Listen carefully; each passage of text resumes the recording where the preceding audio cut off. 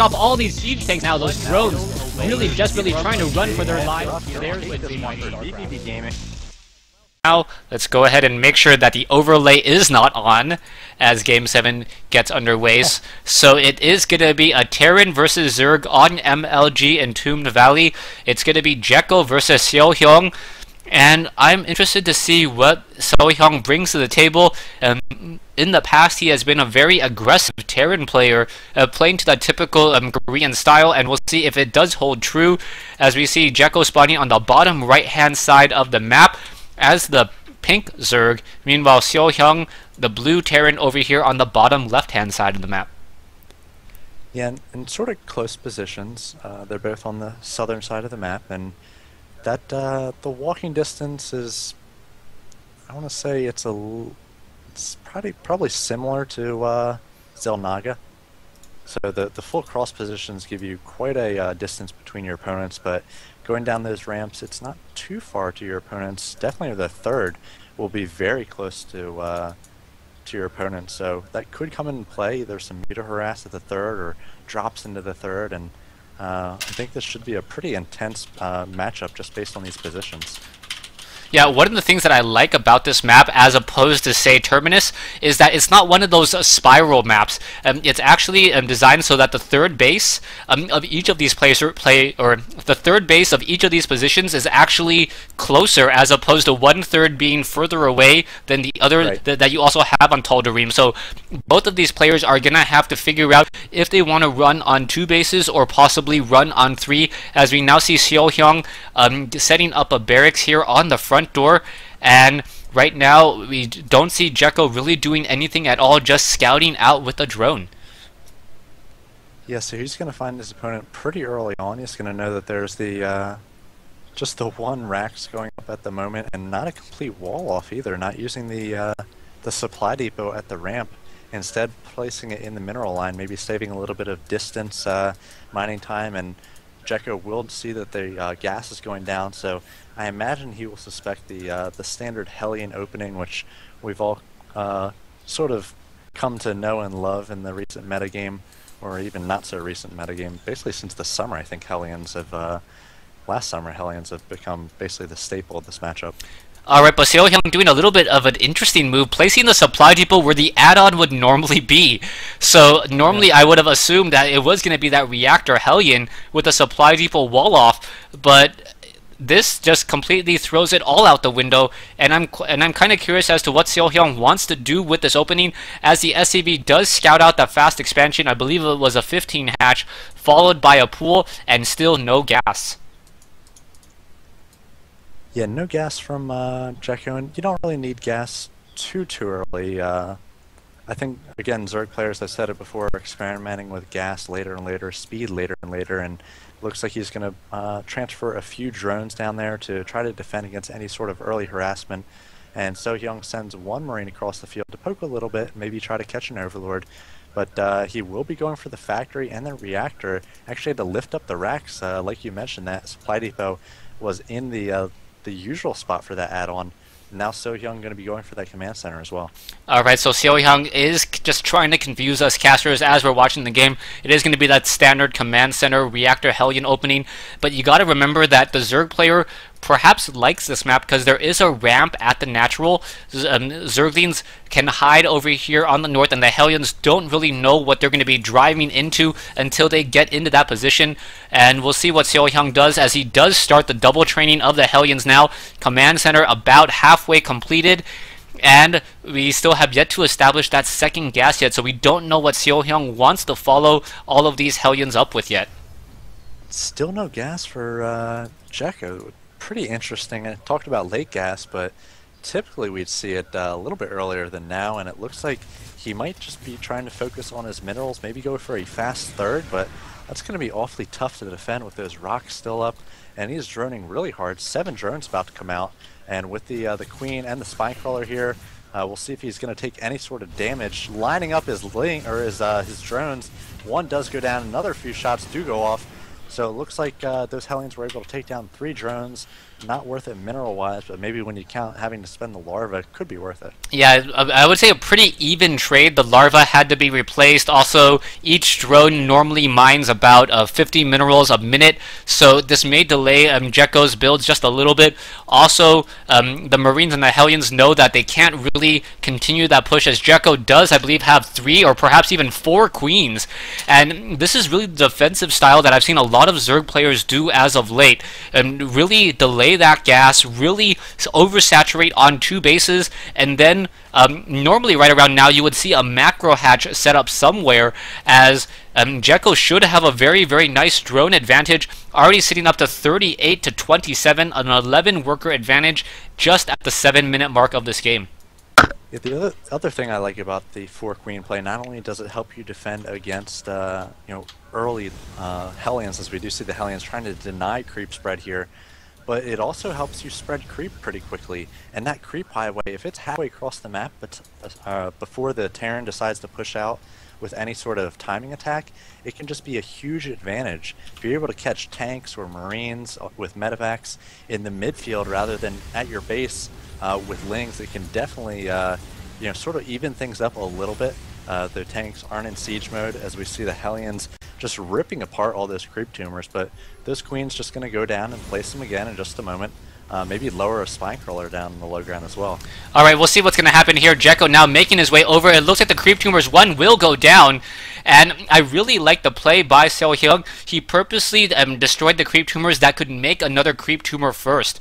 So we'll see what's going to happen now. iSjEcho does have a lot of roaches, and now going into 76 over 76 food, still an 11 worker advantage. And I don't think SeoHyeon will be able to really continue all of this pressure. The Hellions could perhaps get over and start torching some of those Zerglings through the rocks, which would have to be kind of a cute play.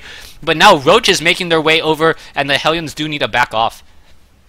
Yeah, and it looks like we're going to have a lot of bio with medevac play coming up. There's no tech lab on the factory quite yet, so siege tanks aren't going to be in play, and actually a few more Hellions coming out of the factory. So SeoHyeon's going to be going for drop play perhaps as soon as he gets a few medevacs.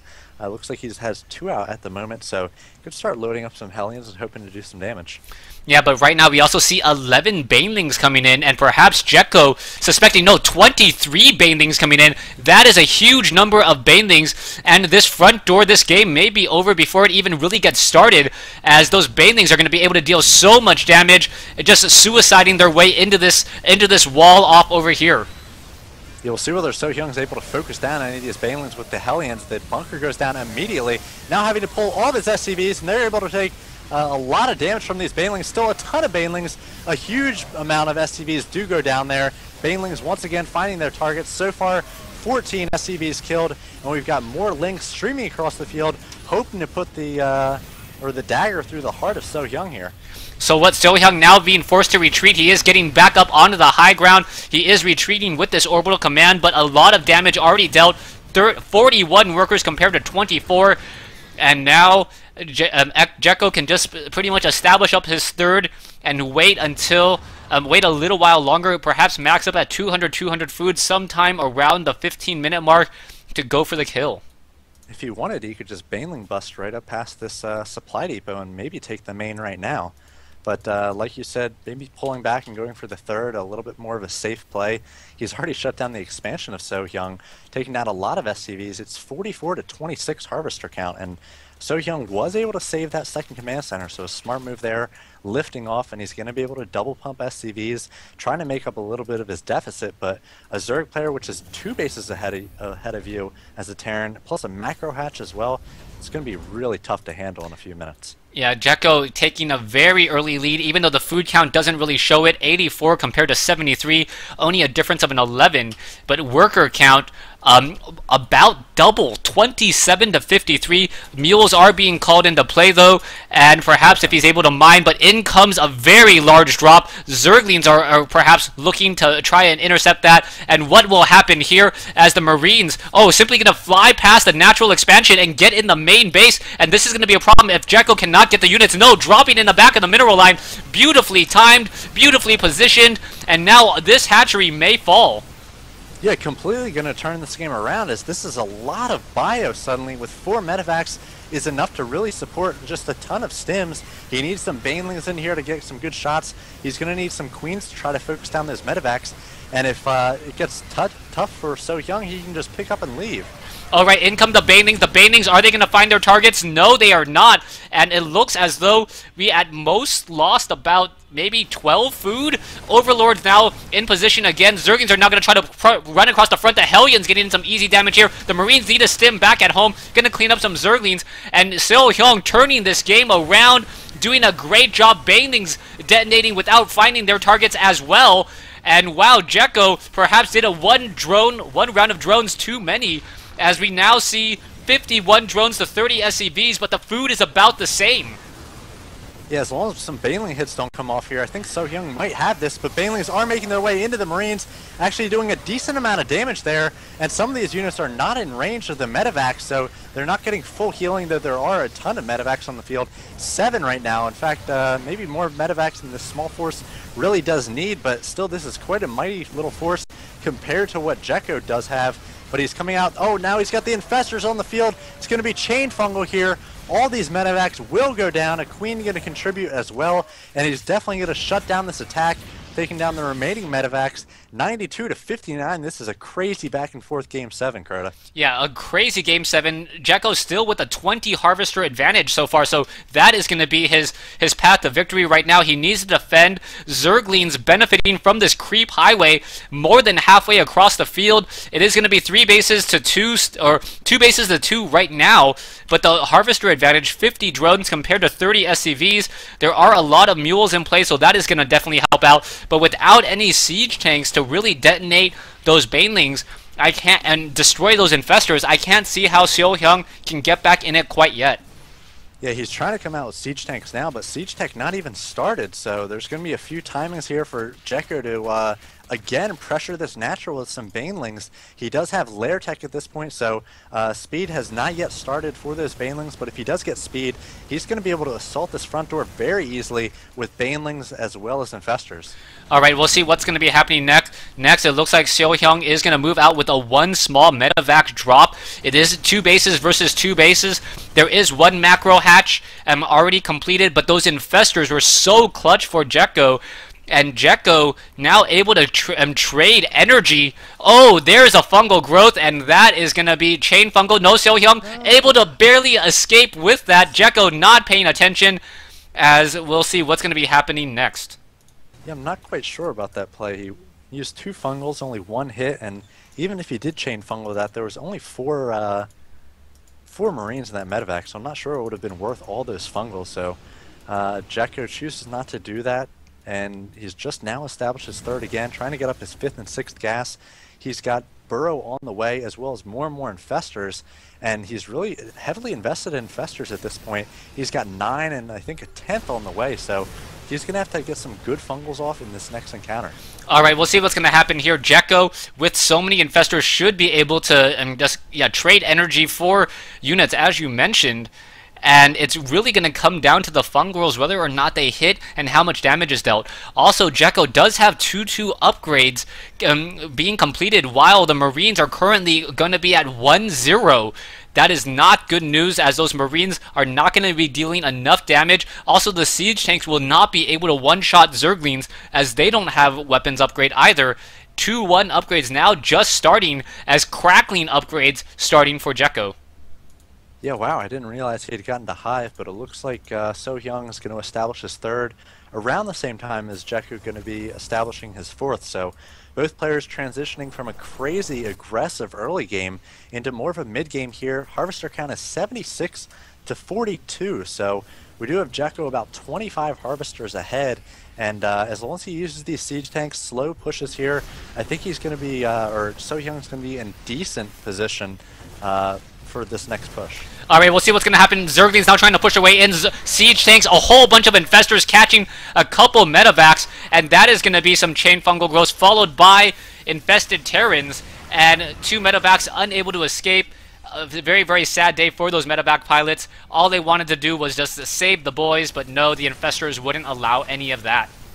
And a sensor tower goes down for SeoHyeon, so an interesting decision there. We hardly see sensor towers used in this matchup with there's no mutas on the field, so maybe he was just trying to see, I don't know what he was using that sensor tower for, as I imagine his units are going to be positioned sort of between these bases, so if he wants to have a sensor tower, I'd put a little bit farther to the north of his natural to try to sense any run-bys. Alright, we'll see what's going to happen next. You can see that the front door has been completely walled off with supply depot. SeoHyeon trying to inch forward, perhaps going to build another command center and turn this into a planetary fortress at the 6 o'clock position. He needs to take this. What's going to happen here is infestors now pushing their way in. A lot of infested Terrans. Where's the fungal growths? There they go, but a lot of infestors were killed there, and iSjEcho perhaps overextending himself just a bit, and that was not a good exchange for iSjEcho. Yeah, where were the lings there? I mean, you got to throw those infested Terran down to absorb a little siege tank fire, and then hit with your big group of upgraded lings. They're 2-2 at this point, and get some banelings in there as well. And then it looks like he just went with the infestors and sacrificed actually quite a few infestors. Now sort of trading infestors for Marines, or infestor energy for Marines. SeoHyeon doing his best to take small groups of Marines and Hellions to try to take down infestors, but a big run by coming here from iSjEcho, and there's a front door for SeoHyeon, so not too much damage will be taken, hopefully.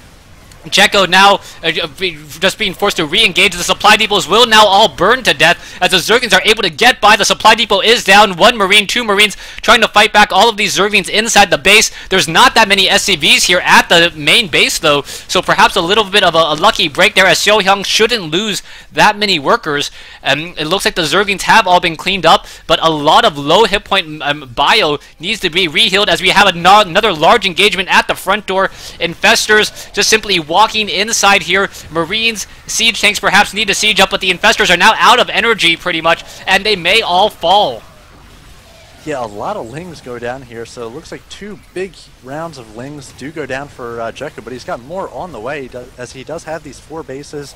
A few of them actually mined out. He's just mining off of 2 bases, but it looks like these reinforcements going to cause problems for SeoHyeon. It's 133 to 83 at this point, so the Zerg player up by about 50 food, but SeoHyeon in decent position on this ramp, holding off these lings, but the lings are just going to town on his 3rd. He's lost a lot of SCVs. Right now, it is 73 to 27, and I think with that harvester count, iSjEcho's won this game. Alright, we'll see what's going to happen now, as we are going to get a drop in at the 3 o'clock position. Zerglings now trying to test the front door. Who can deal more damage? Double Queens, Infestors getting a fungal growth, so this drop is going to be countered before it even really gets there. And with that, SeoHyeon down to 50 food, and I believe iSjEcho will take the victory here for Infinity 7. Wow, so quite a back and forth game. iSjEcho with the initial pressure, and then it looked like SeoHyeon was out of it, but then he had that Doom drop, that great positioning right between the 3rd and the main, but then that sort of stabilized as well. Both players made it to that mid and the early late game there, and iSjEcho, just with his great economy and his Ling upgrades, I think played a huge factor in those battles as well. He was able to take down the forces of SeoHyeon. Yeah, I think iSjEcho getting those fungals, not losing his cool. He knew that that drop was coming in, and he was very well prepared for that, getting off 7 infestors with the pathogen glands, and that stopped the drop right in, or that stopped the push right in its tracks. And that was really the turning point for iSjEcho. iSjEcho was on a downhill slide on a slippery surface, but was able to get back into it. Yeah, I mentioned his record before. He's 134 and 51, so that's better than a 66% win percentage. That's, I don't know, probably closer to 70, 75%. A little short of 75%, but closer to 70% win percentage on the North American ladder. That's pretty insane. Yeah, definitely insane.